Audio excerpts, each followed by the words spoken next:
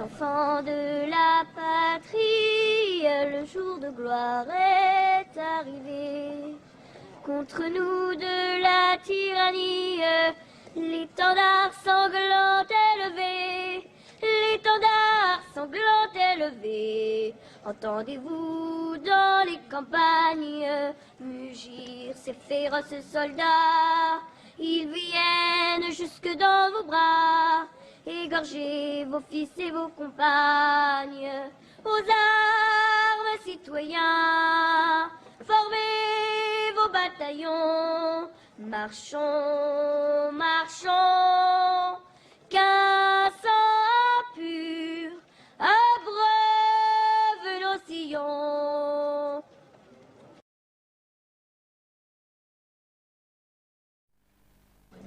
მოგესალმებით ძვირფას ტელემაყურებლებო, ეთერშია გადაცემა პრეს რევიუ, მე მამუკაბა კურია გახლავართ. დღეს ეთერში ვარ მარტო, ჩვენ ვისაუბრებთ მხოლოდ და მხოლოდ მე ვისაუბრებ უпростоრეთ თქვენთან ერთად მიმდინარე საკითხებზე, ეს იქნება საინფორმაციო უფრო და პატარა ანალიზს გავაკეთებ და არ ვიცი თუ ჩემი შეფასებები რამდენად რეალური იქნება ჩვენი რადიო ეთერში გასვლის შემდეგ, ამას უკვე თქვენი სატელეფონო ზარებით გავიგებ, ხოლო ჩვენი რადიო ეთერი პრეს რევიუ, რომელიც 7 და 9 მე-10 სიხშირეზე გადის საქართველოს რადიო საქართველოს ხმაზე, რამდენიმე დღით სამწუხაროდ ჯერჯერობით არ ვართ ეთერში, რადგან სარემონტო სამუშაო მიდის ჩვენს გადამცემზე, რომელიც აყენია ანძაზე. როგორც კი გადაერღება მორჩება, შემდეგ უკვე ამ საკითხებსაც და იმ საკითხებსაც, რომლებიც იმ დღეს იქნება აქტუალური და პრობლემატური ჩვენი საზოგადოების და ჩვენი ქვეყნისთვის, ერთად ინტერაქტივში განვიხილავთ. ხოლო დღეს მე მომიწევს თქვენთან ნახევარი საათის განმავლობაში იმ პრობლემებზე საუბარი, მოვლენებზე საუბარი, რომლებიც დღეს ხდება ჩვენ ქვეყანაში. გახსნილი მაქვს რამდენიმე საინფორმაციო სააგენტოს საიტი.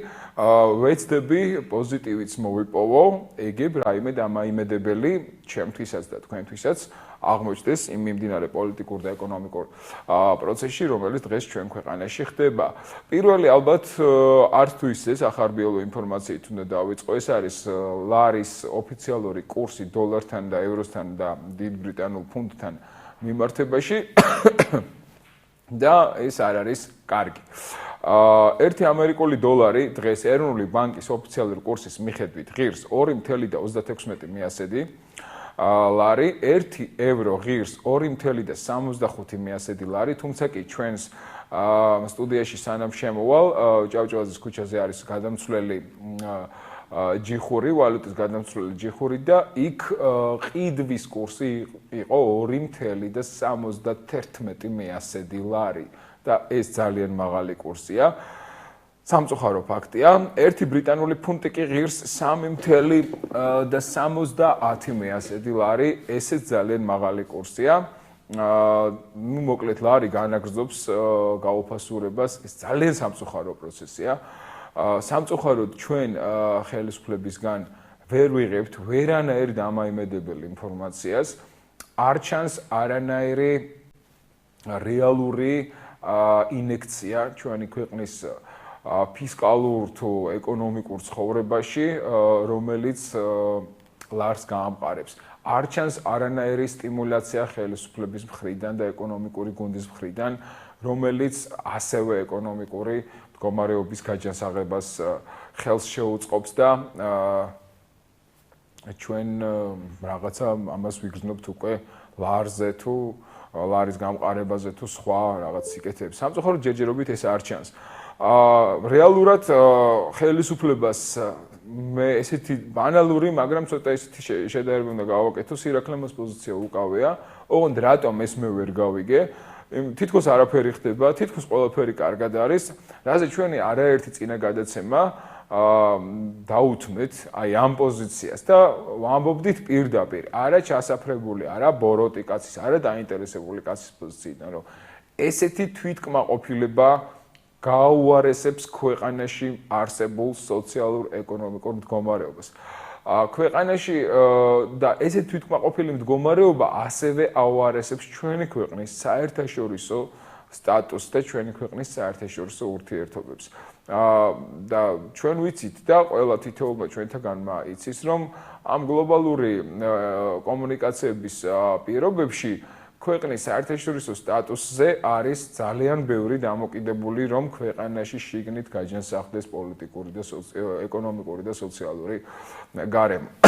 ჩვენ გუშინ მე და გია ბურჯანაძეს სტუმრად ყავდა ჩვენი მეგობარი ბატონი დემურ გიორხელიძე, რომელიც ჩემის აზრით არის გენიალური ანალიტიკოსი ეკონომიკური პოლიტიკისა და ზოგადად ამ პოლიტიკური პროცესებისა. მან ესეთი სამწუხარო პროგნოზი დასვა, რომ საქართველოს ეკონომიკას უჭირს იმიტომ, ასევე რომ ის არ არის ორგანული ნაწილი მსოფლიო ეკონომიკური პროცესის.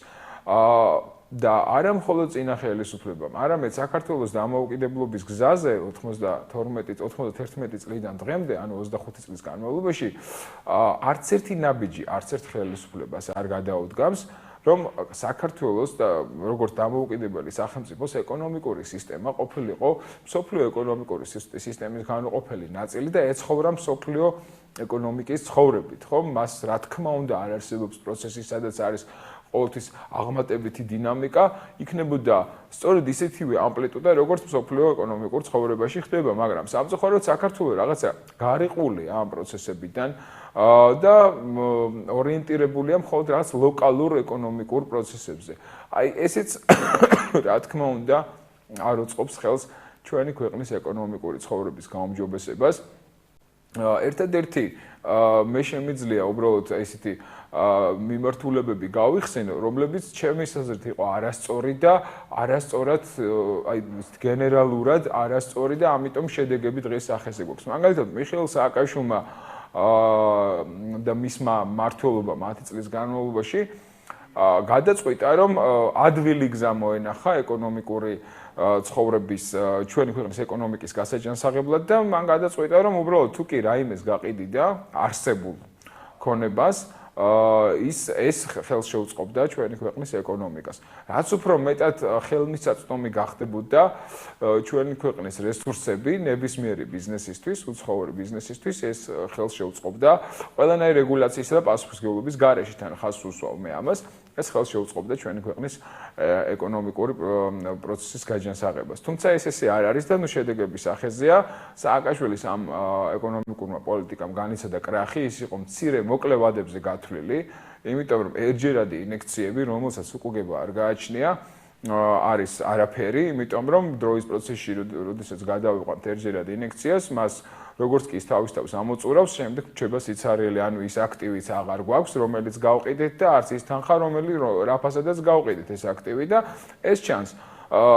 ნახეთ, თქვენ ალბათ გაგიჩნდება შეკითხვა, აბა სხვანაირად როგორ უნდა მოვიზიდოთ ინვესტორი. როდესაც ჩვენ ინვესტორს რაიმეს ვთავაზობთ დაწყებული უძრავი ქონებიდან, ბუნებრივი რესურსებიდან მიწით თუ ასე შემდეგ, მას მხოლოდ და მხოლოდ რაც შეიძლება სწრაფად და იაფად კი არ უნდა მივყიდოთ ეს ჩვენი აქტივები, არამედ მას უნდა დათქმული პირობებით მივყიდოთ ეს აქტივები და კონტრაქტში უნდა ჩაიდოს. ახლა მე ვლაპარაკობ ალბათ იმას, რაც 2x2 4-ია და რაც ყველა მიცედაც იცის, მაგრამ მე უფრო ჩვენი ტელემაყურებლისთვის, რომელიც ბევრად უფრო გათვითცნობიერებულია ამ პროცესებში, გასაგებად არ ვსაუბრობ. ახლა მე უფრო ვსაუბრობ ალბათ ხელისუფლების თუ რომელიმე ჩინოვნიკი გვისმენს და მაღალჩინოსანი თუ გვისმენს, ეს ძალიან კარგია, ალბათ მათ გასაგებად. რომ მათ ეგებ ამას მიმართონ, ხომ? ჩვენ საქართველოს დღეს არის მდგომარეობაში, რომელიც წარმოადგენს აი ესეთი მეტაფორა რომ გავაკეთოთ, ისეთ მათხოვარს, რომელსაც არავინ ენდობა და არავინ ფულს აღარ უგდებს ხურდაფულს, ხომ?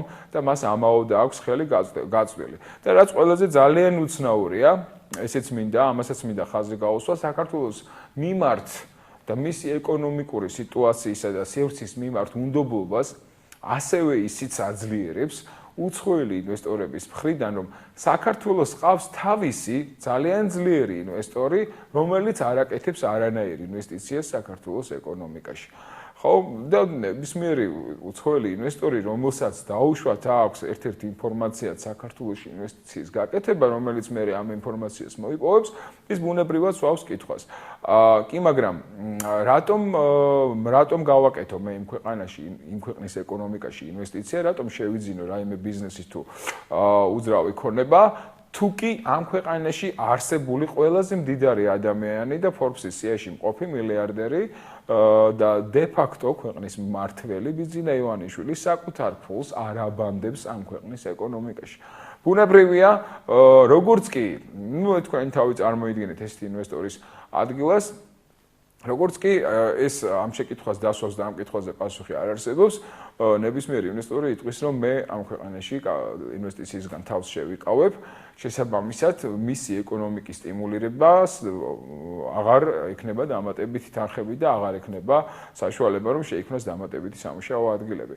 აი ეს არის ცოტა არ იყოს ჩვენი პარადოქსული მდგომარეობა დღეს ჩვენი ეკონომიკური მდგომარეობისა.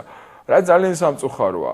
ასევე მე ძალიან ხშირად ვფიქრობ, რატომ არ ხდება შიდა ინვესტირება, ანუ ქვეყანაში არსებული ეკონომიკური თუ რაღაცა ისეთი მონეტარული კაპიტალის ინვესტიცია ჩვენივე ქვეყნის ეკონომიკაში. ხო, ამის ძირითადი რესურსი რა არის? ეს არის საბანკო რესურსი. ყველა ქვეყნის ეკონომიკის ძირითადი მამოძრავებელი ძალა, ანუ ფინანსი არის საბანკო ფინანსი, რომელსაც იძლევა ბანკი, რომ მოხდეს ინვესტირება ამ თანხების ბიზნესში, განკარგვა, შემდეგი მოგების მიზნით, რომ ბიზნესის გაფართოება, ბიზნესმა იმუშაოს მოგებაზე, გადაიხადოს ის ვალდებულება, ბანკის ვალდებულება, შესაბამისად დარჩეს მას თანხები მოგებიდან, რომ მან უკვე გააძლიეროს და განავითაროს თავის ბიზნესი და ასე შემდეგ. ბანკი ზოგადად როგორც ინსტიტუტი მსოფლიო ეკონომიკაში საქართველოს გარდა სამწუხაროდ და გეტყვით რატომ ასეთი სარკასტული ღიმილით არის მხოლოდ და მხოლოდ იმისთვის მოგონილი, იმიტომ არსებობს და იმიტომ არის ის მომგებიანი, როგორც ბიზნესის ერთ-ერთი სექტორი, რომ ის არის მთავარი სტიმულატორი ბიზნესისა. ის არის მთავარი სისხლის გამცემი ბიზნესისთვის. და მაქსიმალურად დღეს 21 საუკუნეში ცივილიზებულ ქვეყნებში, სადაც ეკონომიკები აღმავალია და ისინი ქმნიან უფრო და უფრო მეტ სიკეთეებსა და კეთილდღეობას საკუთარი ქვეყნებისთვის, სწორედ საბანკო პროდუქტი და ბანკი როგორც ბიზნეს ინსტრუმენტი არის იმდენად მორგებული, იმდენად მისაღები ბიზნესისთვის, რომ გამოიყენოს საბანკო თანხები, ანუ კრედიტები, საკუთარ ბიზნესის განვითარებისთვის, რომ ამითი სარგებლობს ორივე. შესაბამისად, ბანკი აფინანსებს და ინვესტირებას ქვეყნის ეკონომიკაში აკეთებს წარმატებულად და ის მოგებით მუშაობს. შესაბამისად, ბიზნესისთვის საბანკო ვალდებულება არ არის კაბალა, არ არის ტვირთი და მას შეუძლია ადვილად გადაიხადოს საბანკო ვალდებულება ისე, რომ ბიზნესი დარჩეს მოგებული და განვითარდეს. ეს არის ძალიან მარტივი ფორმულა. ოღონდ არა საქართველოში. ხა საქართველოში საბანკო სექტორი ყველაზე უცნაური რა არის? ეხლა მე ნოდარ ხადურის ამ ცოტა ხნის წინანდელ განცხადებას გავიხსენებ. და გეტყვით, მაგალითად ქვეყნის ფინანსთა მინისტრი ჩვენი ქვეყნის დღეს აი ამ სავალალო კრიტიკულ კრიზისულ საშიშ ეკონომიკურ მდგომარეობას აფასებს როგორც ძალიან კარგ ეკონომიკურ სივრცეს, როდესაც ჩვენი ეკონომიკა არის თურმე მზარდი და თურმე 2%-იანი ზრდა გვაქვს, იგივე გაიმეორა ასევე ბიძინა ივანიშვილმა, ამაზე ჩვენ ბევრი დავცინეთ, ბევრი გავბრაზდით, ბევრი ვისაუბრეთ, რომ ეს ესე არ არის და ეს არის ტყვილი. მაგრამ მე გეტყვით, ამ შემთხვევაში მან უფრო ხადურის განცხადებას დავაბრუნდები, მან თქვა, რომ აი ჩვენთან საბანკო ბიზნესი არის წარმატებული და მან მოგები დაამთავრა წინა წელი და პირველი კვარტალი ამ წლის და ასე შემდეგ. ოღონდ მას დაავიწყდა ეთქვა, რომ იქ სადაც საბანკო სექტორი არის მომგებიანი, ოღონდ სხვა ბიზნეს სექტორები განიცდიან პრობლემას, ესე იგი საბანკო სექტორი არ არის ეფექტური იმ ქვეყნის ეკონომიკისთვის. რას ნიშნავს ეს უფრო პოპულარულ ენაზე, რო ვთარგმნოთ? შესაბამისად, ბანკი იძლევა ისეთ ფულს, რომელიც არ ეხმარება სხვა ბიზნეს სექტორებს, პირიქით ის ნთქავს ამ ბიზნესებს, იმიტომ სხვა შემთხვევაში, თუ კი საბანკო სექტორი არის მომგებიანი, მთლიანად მაკროეკონომიკური მონაცემების შეჯამებით, ხომ? წლის ან კვარტალური მონაცემების შეჯამებით. შესაბამისად, თუ კი ის ეფექტურად მუშაობს ბიზნეს გარემოს გასაუმჯობესებლად, სხვა ბიზნეს სექტორებიც უნდა იყოს მომგებიანი და მათ უნდა დაამთავრონ დაუშვათ მიმდინარე კვარტალი, რაღაც აღმავალი დინამიკით და მათში უნდა იყოს, მათ უნდა ქონდეთ უკვე შექმნილი დამატებითი საწარმოო საშუალებები, დამატებითი პროდუქცია გამოშვებული, სტატისტიკური მონაცემებით გადათვლილი, დამატებითი სამუშაო ადგილები და ასე შემდეგ და ასე შემდეგ.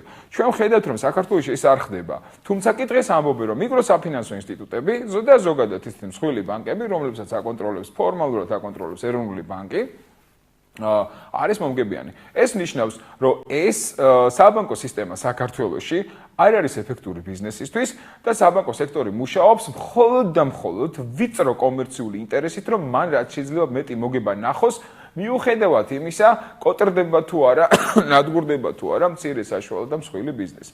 ეხლა რაც შეეხება თვითონ მცირე საშუალო და მსხვილ ბიზნესს, ამაზე ჩვენ არაერთხელ გვისაუბრია დემურ გიორხელიძესთან ერთად, გია ბურჯანაძე და მე და გია გაბრჭიძე, ჩვენი სხვა სტუმრები, მამუკა ჩხეიძეც ძალიან საინტერესო ანალიტიკოსი ამ საკითხებთან დაკავშირებით და მან ძალიან ბევრი ესეთი დანაშაულების შემცველი დოკუმენტაცია და ხარვეზები მოგვიტანა ერთ-ერთ ჩვენ გადაცემაში, სადაც ხელისუფლება არასწორად ხარჯავს ჩვენ საბიუჯეტო თანხებს და პირდაპირ ვთქვათ კორუფციულად, ანუ დანაშაულებრივად ხარჯავს ჩვენს საბიუჯეტო თანხებს. ხა მე რატომ ვამახვილებ ყურადღებას აი ამ საკითხებზე? იმიტომ რომ ეს არის ის ხარვეზები, რომელსაც ხედავს ყველა ჩვენი მოქალაქე, მეც, თქვენი მონამორჩილიც, ჩვენი მაყურებლები თუ რადიო მსმენელები, მაგრამ ვერ ხედავს ხელისუფლება.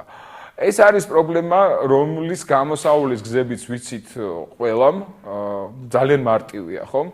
როდესაც იცი მიზეზი, მისი გადაჭრის საშუალებებიც ბუნებრივად ჩანს, ხო? მაგრამ ამ პრობლემას არ იმჩნევს ხელისუფლება. პირიქით, აი ჩვენ ძალიან წუხდით და ბრაზობდით იმასთან დაკავშირებით, როდესაც ხელისუფლების უმაღლესი პირები საუბრობდნენ აი ამ პროცესებზე, რომ ყველაფერი არის ძალიან კარგად, რომ ადამიანები, რომლებიც საუბრობენ რაღაცა ხარვეზებზე და რაღაცა პრობლემებზე, ეს ადამიანები არიან ჩვენი ქვეყნის არაკეთილმოსურნენი, პირდაპირ გვარქმევდნენ ჩვენს და სხვა მედიას თუ საზოგადოების წარმომადგენლებს, რომლებსაც არ მოწონდათ ეს სიტუაცია, ნაცმოძრაობისა თუ სხვა დანაშაულებრივი ჯგუფის წარმომადგენლების იარაღს გვაკრავდნენ და გვეუბნებოდნენ, რომ აი ჩვენ ვართ უბრალოდ ჩასაფრებული ბოროტი ადამიანები, რომლებსაც ჩვენი ქვეყნის ეს აღმასვლა და კეთილდღეობა არ მოსწონს. ღმერთი რჯული, ალბათ ესეთები ვართ, თუ კი ამ სიკეთეებს ვერ ხედავთ და თუ კი ხედავთ მხოლოდ და მხოლოდ იმას, რომ ჩვენი პირადი ეკონომიკური მდგომარეობა და სოციალური გარემო უარესდება დღითი დღე და საშინლად. ალბათ ესეა. არ ვიცი, რას დაუჯერო ხოლმე, უკვე მე ძალიან მიყვირს, დაუჯერო საკუთარ თავს თუ დაუშვათ იგივე ირაკლი ღარიბაშვილს და მის განცხადებებს, ცოტა არ იყოს ამას წინათ მე გამეცინა მის განცხადებაზე, როგორც კი მან ძალიან ადვილად დაამტკიცა გაკოტრებული მთავრობა ახლიდან, ანუ რომ ამ გაკოტრებულ მთავრობას მისმავე უმრავლესობამ ფაქტიურად კითხვების გარეშე, მკაცრი ტესტის გარეშე, წარსულზე რაღაცა შეკითხვების დასმის გარეშე პირდაპირ გამოუცხადა ნდობა და ის ადამიანები დაბრუნდნენ ისევ თავიანთ კაბინეტებში, თავიანთი ძვირფასი ჯიპებით, ჩვენს მიერ ჩასმული რა თქმა უნდა საწვავით, ჩვენს მიერ შეძენილი ამ ძვირფასი ჯიპებით და აგრძელებენ ისეთ საქმიანობას, რომელიც საქმიანობის შედეგიც არის დღეს ის, რომ დღეს ქვეყნის ეკონომიკური სიტუაცია უკვე კრიტიკულს უახლოვდება. სხვათა შორის ჩვენმა მეგობარმა, ეკონომისტმა და ექსპერტმა, მამუკა ჩხეიძემ გუშინ მომწერა Facebook-ის inbox-ში, რომ თუ კი ლარი გადალახავს აი ფსიქოლოგიურ ბარიერს, ეს არის 2 და 40, მაშინ შეიძლება პროცესები უკვე გეომეტრიული სისწრაფით განვითარდეს, ანუ ამას ქვია ელემენტარულად პანიკა სავალუტო ბაზარზე. ბუნებრივია, ყველა ის ბიზნესი, ყველა კერძო პირი ეცდება მოიშოროს ლარის ნამატი მასა სასწრაფოდ, სანამ ლარი მთლად ქაღალდად არ იქცევა და მათ ისინი გადაახურდავენ დოლარში ან სხვა მყარ ვალუტაში და ეს იწვევს ხოლმე მერე ჰიპერინფლაციას. ანუ ამ პანიკის ზღვარზეა დღეს ჩვენი ქვეყნის აი ეს ფინანსური მდგომარეობა. ეს იცის და შეუძლებელია არ იცოდეს ნოდარ ხადურმა, ეს იცის ეკონომიკის განვითარების მინისტრმა ბატონმა კვირიკაშვილმა, ეს იცის პრემიერ-მინისტრმა ირაკლი ღარიბაშვილმა და რაც ყველაზე მთავარია, ეს იცის ბიზინა ივანიშვილმა. ოღონდ რა ხდება, ანუ რა კონტრზომებია აქ გათვალისწინებული, გარდა იმისა, რომ ისინი მათხოვრობდნენ, პირველ რიგში ეროვნულ ბანკთან, რომ ის ჩვენი დარჩენილი და არსებული ერთადერთი სავალუტო რეზერვი, $1.5 მილიარდისა, რომელიც არის საქართველოში და ის დევს ეროვნულ ბანკში, რომ იქიდან მომხდარიყო ლარის დასტაბილურება. ეს ერთი, შემდეგ ეროვნული ბანკის პრეზიდენტის პრინციპულმა ამ შემთხვევაში პრინციპულმა პოზიციამ არ გაჭრა და შესაბამისად ეს ეროვნული ჩვენ სავალუტო რეზერვებს ხელი არ მოკიდა. შემდეგ მათ დაიწყეს მათხოვრობა საერთაშორისო საფინანსო ინსტიტუტებთან კრედიტების აღებისთვის, მაგრამ ყველაზე მთავარი რა არის? როდესაც სახელმწიფო თხოვლობს თანხებს თუნდაც ადგილობრივ ეროვნულ ბანკში, თუნდაც კომერციულ ბანკში, ან თუნდაც საერთაშორისო საფინანსო ინსტიტუტებში არის ძალიან მარტივი შეკითხვა ამ ორგანიზაციების მხრიდან. რისთვის გჭირდებათ ეს თანხები და რა სიტუაციაში რა გარანტიებს გვაძლევთ, რომ ეს თანხები დაბრუნდება რა მოქმედებების შემდეგ. ბუნებრივია, ხო, როდესაც თუნდაც მეზობელი გთხოვთ დაუშვათ 5 ლარს, თუ ის თქვენი ახლობელია და მეგობარია, მას ადამიანურად კითხავთ, რომ რისთვის ჭირდება მას ეს თანხა.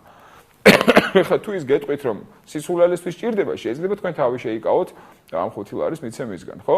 მაგრამ თუ ის დაგისაბუთებთ, რომ ჭირდება დროებით და რაღაცა მომენტის, რაღაცა მიმდინარე საკითხის გადასაწყვეტად, მაგრამ ის ელოდება ეხა ან ხელფას, ან სხვა შემოსავლებს, ან ჩარიცხვას და ასე შემდეგ და მაშინა თუ ის უკან დაგიბრუნებთ ამ 5 ლარს, ხო? თქვენ აძლევთ უპრობლემოდ და პირიქით შეიძლება დარწმუნებული იმაში, რომ თქვენი თანხები არ დაიკარგება, პირიქით ეკითხებით, რომ უფრო მეტი ხო არ გინდა, არ მოგერიდოს, მაქვს და მოგცემ.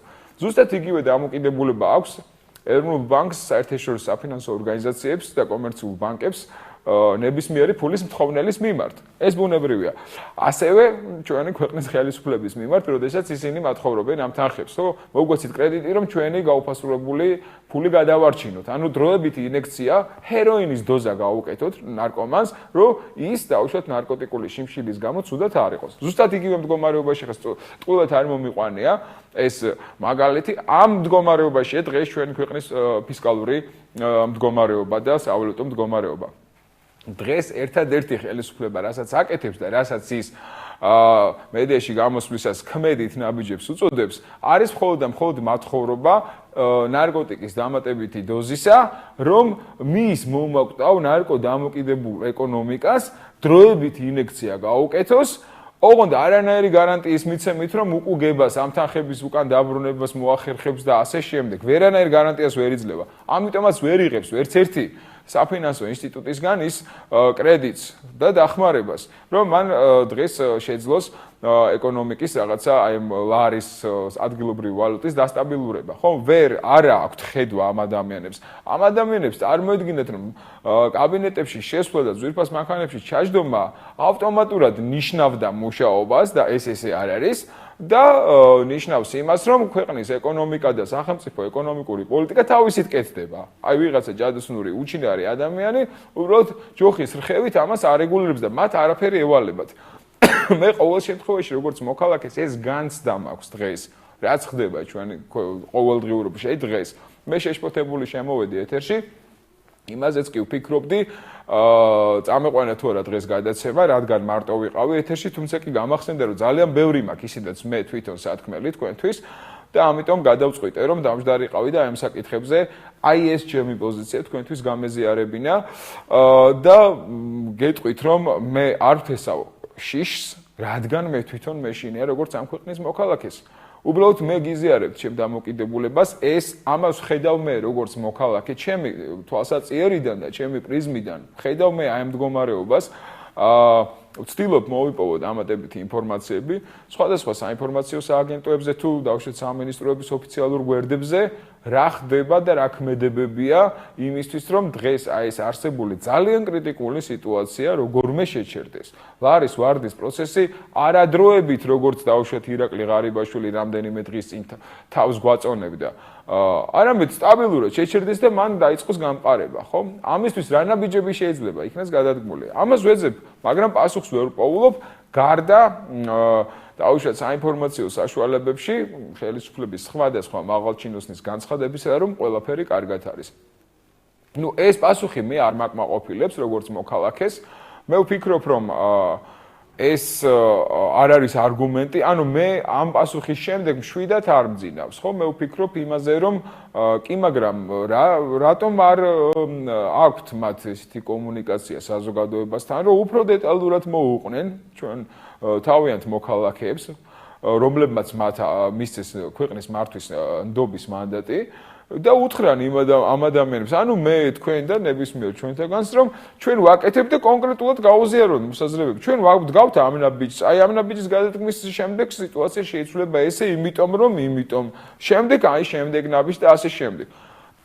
რადგან ანგარიში ვალდებული ადამიანები ჩვენთან პირდაპირ და არგუმენტირებული პასუხისგან თავს იკავებენ, მე ვიტოვებ უფლებას, ვიფიქრო, რომ ამ ადამიანებს პასუხი არ აქვთ. ნუ მე თვითონ სხვა მოსაზრება არ გამაჩნია. აი რა უნდა ვიფიქრო?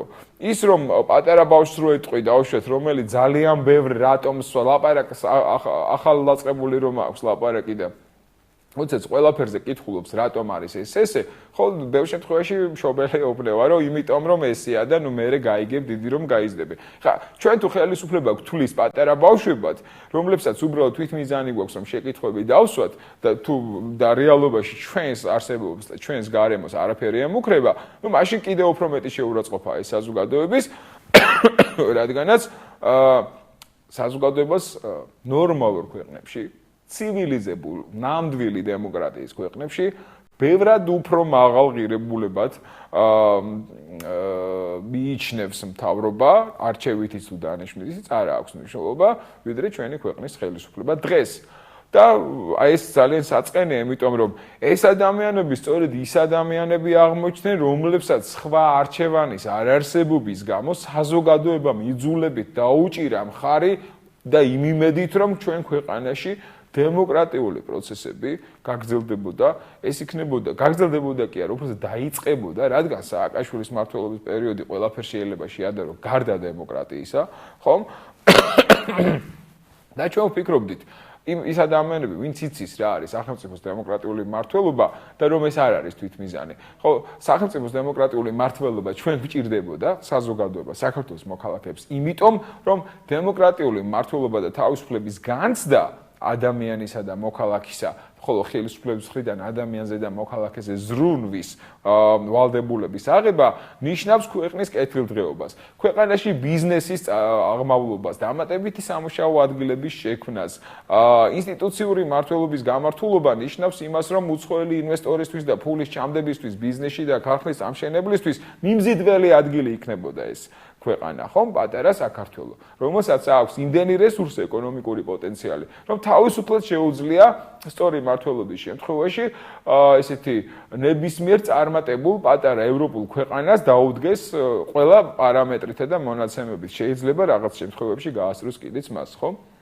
მაგრამ ჩვენ ვხედავთ რას, რომ არამც თუ ევროპის მსოფლიოს 151 ქვეყნიდან 130 ადგილზეა საქართველო უახლესი გაეროს მიერ ჩატარებული კვლევის შედეგად ბედნიერების ხარისხით. ანუ ყველაზე უბედურ ბოლო 10 ქვეყანაში არის ერთ-ერთი საქართველოც. ხო, ანუ ეს როგორ ხდება, ხო? სოციოლოგიური, ეკონომიკური და სხვადასხვა ძალიან ბევრი პარამეტრისა და ადგილზე მოქალაქეთა ფსიქოლოგიური თუ სხვა მდგომარეობის შესწავლის შედეგად მაღალი კვალიფიკაციის მქონე სპეციალისტები აკეთებენ ესეთ დასკვნას და დებენ ამას როგორც დოკუმენტს, რომელსაც აქვს ძალიან დიდი ნდობის ხარისხი, იმიტომ რომ ამას გაერო უკვეთავს, მან რომ მიცოდეს დედამიწაზე რა ხდება, როგორ ხდება, სად რა საფრთხებია, სად რა გამოწვევებია და გაერომ როგორ უნდა იმოქმედოს სხვადასხვა მიმართულებით, სხვადასხვა საკითხთან დაკავშირებით. ხო და საქართველოსმა ეს პასუხი აჩვენა. საქართველოს არსებული სოციალურ-ეკონომიკური სიტუაციის შესწავლის შედეგად გაეროს აი ამ ორგანიზაციამ, რომელმაც ეს კვლევა ჩაატარა, ჩათვალა, რომ საქართველო არის უბედურ ქვეყანათა ბოლო ათეულში 130 ადგილზე 151 ქვეყანას შორის.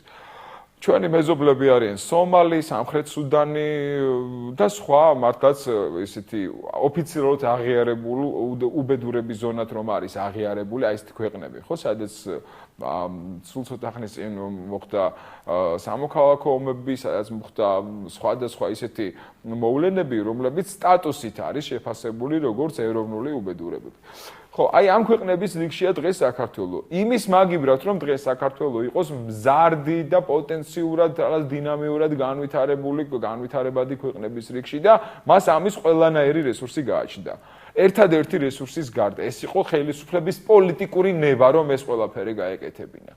ნება და ნება არ არის იმიტომ რომ არ იყო ცოდნა. ანუ ადამიანი რომელიც კაბინეტში შედიოდა ამ მაღალ თანამდებობაზე, მას არ ქონდა წარმოდგენა კაბინეტის კარს რომ მოხურავდა და სამუშაო მაგიდას რომ მიუჯდებოდა, ის შემდეგ რას მოიმოქმედებდა გარდა იმისა რომ გავუშვათ შეეძინა მის ანგარიშზე მისი სამრიზოს ანგარიშზე არსებული თანხით ძვირადღირებული ავტომობილი დაიქირავებინა მსახური და მძღოლი თუ შეეკვეთა რესტორანში რომელიმე რესტორანში ძვირადღირებული საუზმეთო სადილი. ამის გარდა მათ წარმოდგენა არ ქონდათ რა უნდა გაეკეთებ. ეს ჩემი დამოკიდებულება. მე ესე ვხედავ, იმიტომ რომ შედეგების მიხედვით, ეკონომიკური თუ ფისკალური პარამეტრების მიხედვით ჩანს რომ ეს არის მდგომარეობა, როდესაც ამერიკელები ესეთ ბლოკბასტერებს იღებენ და არის სიტუაციები გვინახავს ალბათ ბევრ ესეთ ფილმში კადრი, როდესაც აი თვითფრინავი რაღაც დიდ სიმაღლეზე მიფრინავს და იქ მოხდა რაღაცა ცუდი ამბავი და ნუ პილოტის სალონში არავინ აღარ არის და თვითფრინავი თავისით მიფრინავს და როდის ჩამოვარდება არავინ იცის და ასე შემდეგ.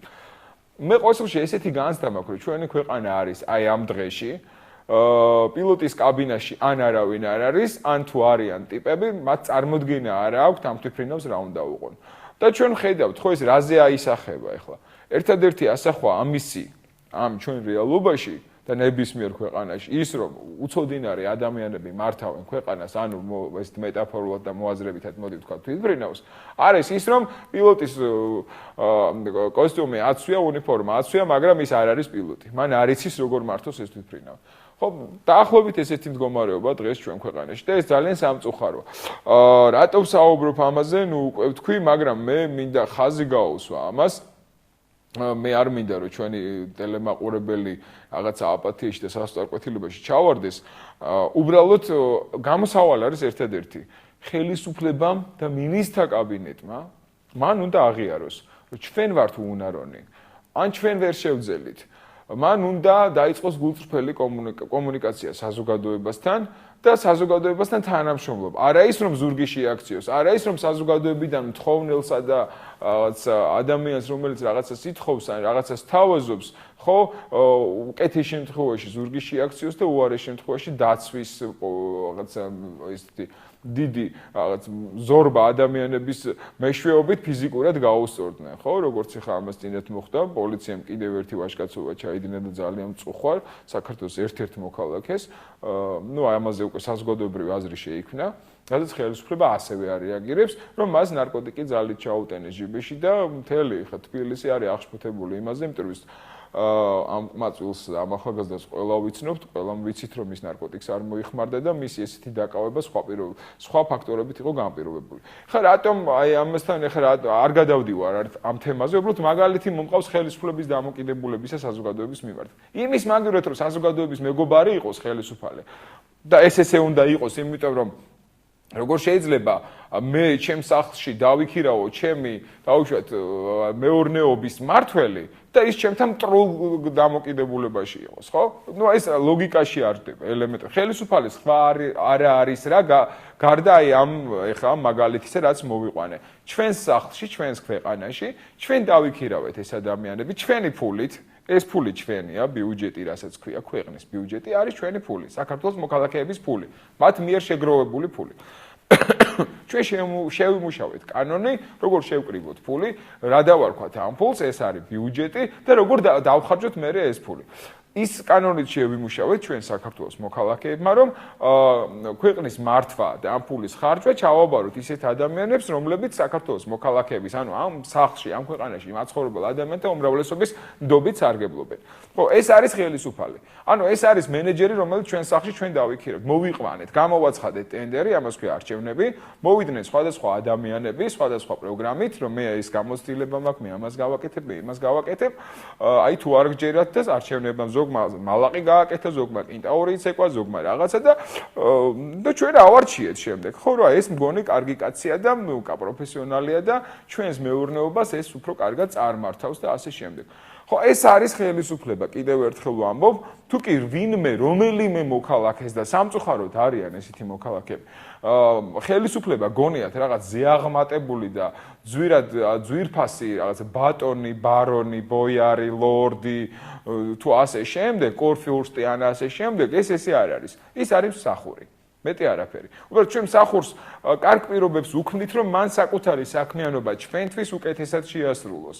და ამიტომ ზოგიერთ მოქალაქეს, რომელსაც გათვითცნობიერებული არ აქვს, რა არის სახელმწიფო, მისი სტატუსი და სახელმწიფოს მმართველობა, ის ფიქრობს, რომ ის არის მასზე უფრო ზეაღმატებული ადამიანი, მეტი უფლებებით და ასე შემდეგ. ესე არ არის. ლორდი ამ შემთხვევაში არის საქართველოს მოქალაქე, ხოლო ხელისუფლება არის მისი მსახური. ოღონდ საქართველოს ხელისუფლება ცდილობს პირიქით, რომ თვითონ იყოს ლორდი და მსახური იყოს საქართველოს მოსახლეობა. ნუ შედეგი სახეზეა. თუკი მე ვამბობ, მე მაქვს ესეთი დამოკიდებულება. ვცდილობ ვიყო გარემო მოვლენების მიმართ ადეკვატური და ამიტომ მაქვს ესეთი დამოკიდებულება. ის მენეჯერი, რომელიც მე ჩემს მეურნეობაში დავიქირავე, ჩემი მეურნეობის გასამართად, გასაუმჯობესებლად და ასე შემდეგ, და მივეცი მას საცდელია და დაუშვათ 2 წელიწად ნახევარი. და მან ვერ შეასრულა ეს ყველაფერი, გამიუარესა ჩემი მეურნეობის მდგომარეობა, ჩემი შემოსავლები, სოციალური სტატუსი, ყველაფერი გაუარეს და მაგრამ ეს მენეჯერი ჩემგან მაინც იღებს ძალიან მაღალ ხელფას, ჩემგან აქვს შექმნილი ძალიან კარგი პირობები იმისთვის, რომ მან ეს ყველაფერი შეასრულოს და ამას ვერ ასრულებს, მაშინ ეს მენეჯერი უნდა წავიდეს. ეს ბუნებრივია. ანუ ეს ხელისუფლება უნდა წავიდეს. ჩემის აზრით, არ ვიცი, მე ვთქვი, არ წასვლის შემთხვევაში რა შანსი და რესურსი აქვს ამ ხელისუფლებას. ერთადერთი ის კი არა, რომ ჩემ მენეჯერს ოდესაც ვიბარებ მე და ეს არის მედიაში ბრიფინგი დაუშვათ ხელისუფლებისა და ვეკითხები რა ხდება, იმიტომ რომ მე ხო გრძნობ, რომ ჩემს მეურნეობაში არის ძალიან ცუდი სიტუაცია და ჩემი მენეჯერი თვალებში მიყურებს და უტიფრად მატყობს, რომ ყველაფერი კარგად არის. და ძალიან ცუდი სიტუაცია, მე უბრალოდ მეჩვენება და რეალურად მე ვარ ძალიან კარგად. ხო? აი, ესეთი დამოკიდებულება მოვლენების მიმართ უფრო მეტი უნდობლობას იწვევს. ბუნებრივია. იმის მაგივრად, რომ ჩემმა მენეჯერმა თვალებში შემხედოს პატრიოტულად, ადამიანურად, კაცურად, არ ვიცი რაც ქვია, ხო? ჩვენს რეალობაში როგორც იგულისხმება წესიერება. და მან მითხრას, რომ იცით ყველაფერი ცუდად არის, ბატონო დამქირავებელო, დავუშვათ პრემიერ-მინისტრი არის მთავარი მენეჯერი, ხო? რომელიც მე დავიქირავე. ყველაფერი ცუდად არის, მაგრამ თქვენი დახმარების გარეშე მე ამ პრობლემებს თავს ვერ გავართმევ. მე მინდა თქვენთან ერთად მუდმივი კომუნიკაცია, რა გავაკეთოთ და როგორ გავაკეთოთ. მესმის, რომ ამას მე თვითონ უნდა ვაკეთებდე, მაგრამ ჩემი რესურსები და შესაძლებლობები ამას აღემატება, ამიტომ სანამ მე ამ თანამდებობას ვიკავებ, ვიწყებ თქვენთან ყოველდღიურ კომუნიკაციას. ესე ხდება ხოლმე დასავლეთში, ცივილიზებულ სამყაროში, რომელსაც ძალიან ბევრი უარყოფითად აღიქვავს ჩვენს ქვეყანაში და ხელისუფლების ძალიან ბევრი წარმომადგენელი სხვათა შორის. ხო, აი ესე ხდება იქ. და ამ დროს ნდობის ხარისხი ჩემი ამ ადამიანის მიმართ უკვე პიროვნული დამოკიდებულებაც რა თქმა უნდა უკეთესი ხდება, მისი პროფესიული მონაცემები მეორე პლანზე გადადის, მე მას კიდევ ვაძლევ შანსს, თუ კი ის ჩემთან კომუნიკაციაში იქნება, თუ კი მას ჩემთან ერთად მოუნდება ამ პრობლემების გადაწყვეტა და ჩემთან ერთად დაიწყებს ამაზე მუშაობას. ანუ საზოგადოებას და საქართველოს ყველა მოქალაქისთან ერთად. ამის მაგივრად ეს მენეჯერი, რომელსაც ვიბარებთ ჩვენ თითოეული ჩვენთაგანი და ყოველ საღამოს ტელევიზიით, ვრთავთ საინფორმაციო გადაცემებს და ვიწყებთ მოსმენას. აბა რა გააკეთეთ დღეს ჩვენი მდგომარეობა, ჩვენი ეკონომიკური მდგომარეობა კიდევ უფრო გაუარესდა. ჩემი ქონების კაპიტალიზაცია კიდევ უფრო დაეცა და გაუფასურდა და უფრო ნაკლები ღირს ვიდრე ღირდა სანამ შენ დაგიქირავებდი. ჩემი შემოსავლები კიდევ 30%-ით უფრო ნაკლებია ვიდრე დაუშვათ რამდენიმე ხნის წინ იყო და ასე შემდეგ. ამასობაში, აი, როდესაც მე ველოდები პასუხს, მიზეზებს და გამოსავლეს გზებს, ეს ჩემი მენეჯერი მედიიდან ბრიფინგით მეუბნება, რომ ყველაფერი კარგად არის, რომ მე უმადური ვარ, რომ მან ძალიან ბევრი კარგი საქმე გააკეთა და მე ამას ვერ ხედავ. ესეთი კონფლიქტურ დამოკიდებულებაში შემოსვლა ხელისუფლებას წესით ნორმალურ ქვეყანაში უჯდება თანამდებობად და კარიერად. ესეთი პოლიტიკოსი ამთავრებს მაშინვე თავის პოლიტიკურ კარიერას და ის ხდება მარგინალი სამუდამოდ. მისი ნდობის ხარისხი ვერასოდეს ხაზს უსვავ და ეს არ არის მაქსიმალიზმი. ეს ესეა რეალურად გადახედით პოლიტიკის ისტორიას და დასავლური ქვეყნების ისტორიაზე. თქვენ ნახავთ, რომ ეს ესეა. ესეთი ადამიანები, თუ კი იქ რომელიმე ჩინოსანი, პოლიტიკური თანამდებობის პირი მსგავს განცხადებას იკადრებს, ასეც კადრულობს ყოველდღიურად კვირიკაშვილი, ხადური, ღარიბაშვილი, თუნდაც საკანონმდებლო ორგანოს მაღალჩინოსნები, ისინი ამთავრებენ პოლიტიკურ კარიერას და პოლიტიკაში კი არა. ზოგადად უკვე კერძო სექტორშიც მათ მიმართ მოთხოვნა აღარ არსებობს და ისინი არიან მარგინალები. ეს არის რეალობა. საქართველოში კი რა ხდება? აი გუშინ დემურმა ძალიან კარგად ისაუბრა ამასთან დაკავშირებით გიორგი ხელიძემ და თქვა. საქართველოში არის უპასუხისმგებლობის თვისების მატარებელი საზოგადოება, რომელიც საკუთარ პასუხისმგებლობას საკუთარი ოჯახისა და შვილების წინაშე ვერ გრძნობს. ამიტომ ხელისუფლების მიმართ არ არის მკაცრი და მათ ქვეცნობიერი დამოკიდებულება აქვთ ხელისუფალის მიმართ, როგორც ყმისა ბატონთან. ხო, როდესაც ესეთი მდგომარეობაა, მაშინ ხელისუფალს აქვს ხელი გახსნილი, ის არის კიდევ უფრო თავხედი მმართველი, კიდევ უფრო უტიფარი მმართველი, კიდევ უფრო უპასუხისმგებლო მმართველი, ვიდრე ოდესმე ყოფილა. აი ეს არის რეალობა. გამოსავალს რაც შეეხება, მე უკვე ვახსენე გამოსავალი, ჩვენი გადაცემის დრო, ჩემი უпростоრედ, დღეს მარტო ვარ, ისედაც ალბათ თავი შეგაწყინეთ, ესეთი დამოუკიდებელი მონოლოგისგან. ამოიწურა მე გემშვიდობებით ხვალდილამდე, ხვალ 3 საათამდე უпростоრედ და ხვალ 3 საათზე ჩემს კოლეგებთან და მოწვეულ სტუმრებთან ერთად ამ თემებზე და სხვა უფრო საჭირო საკითხებზე ვისაუბრებთ უფრო შინაარსიანად და უფრო არსებითად. დიდი მადლობა, ხვალამდე.